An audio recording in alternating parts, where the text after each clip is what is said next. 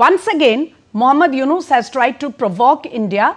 This was when he presented a book to one of a senior army official in Pakistan. Now, the cover of that book had a map in which the entire northeast India, Assam and all the other states are included as part of Bangladesh.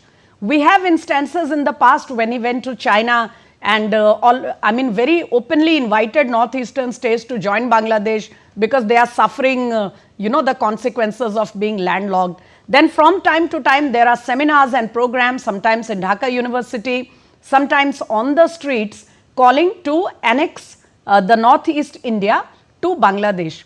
Kanchanda, what is this constant provocation and what do you think is the intent? Why does Bangladesh want to keep needling at a time when there is no territorial dispute with regard to India's northeast with any country? Well, there is a historical context to it. Most people, popular memory is short, and we are not a people who are very fond of history. There was a person called Maulana Bhasani. He was a populist leader in East Pakistan, and he had this theory, and he formulated this theory called Lebensraum for Bengalis, and he would call Bengali Muslims Bengalis. And his funda was that we do not have enough space to live in East Pakistan, and which is now Bangladesh. We do not have enough space to grow our own food. We have water problems, and therefore it is our right. It is our right to expand into the northeast region of India, and that would include Assam and the other northeastern states. So there was a huge movement. It was called the Maulana Bhasani movement, etc., etc. Then 71 happened. No, so is Muhammad Yunus reviving that doctrine? He is. Of Maulana Bhasani? He is reviving that. He is trying to revive that movement. And more than him, it is the Hizb ut-Tahrir faction which is propping him up in power, who want to revive that movement. And the Hizb ut-Tahrir people are ideologically close to the expansionist ideology of Maulana Bhasani. So anybody would tell you that their whole purpose in life is to expand the geography of Islam. And in the February elections, when they are held, we will have an interesting contest between the Jamaat-e-Islami in Bangladesh, which has been re-recognized by Muhammad Yunus, and the Hizb ut-Tahrir group, which has formed a party, political party that is beguilingly named as New Citizens Party or something. NCP. NCP. And the Bangladesh National Party, BNP, I think they are right at this moment. They are the stragglers. They waited too long, and they didn't come in at the right moment. And they are trying to forge together a social coalition, which would be similar to Sheikh Hasina's coalition. So if that happens, then they have a fighting chance.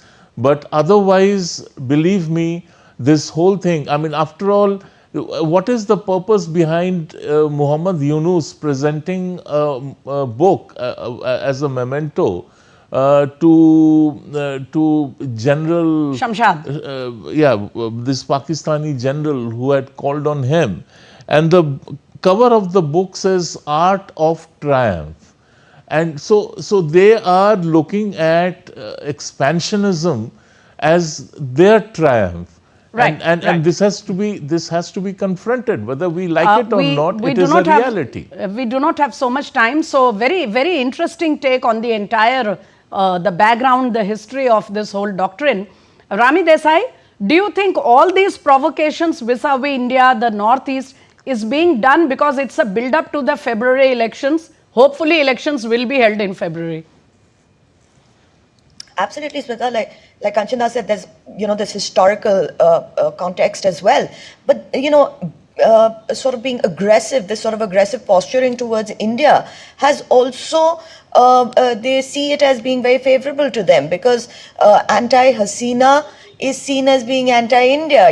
So for them to be able to now, make India the villain, the bad guy, use India to raise this sort of aggressive nationalism within their own country. We've seen it happen to a lesser degree in smaller countries, and I think India, by the sheer size that it is, and in the region, the importance that it has, there will be instances where smaller countries will try to raise nationalisms within their own countries, and it will be politically manipulated. But Bangladesh, in the kind of chaos, the kind of international vested interests, the kind of actors that are in Bangladesh right now, makes it a very complex situation. And I think definitely they are trying to use India to gain political favor on ground.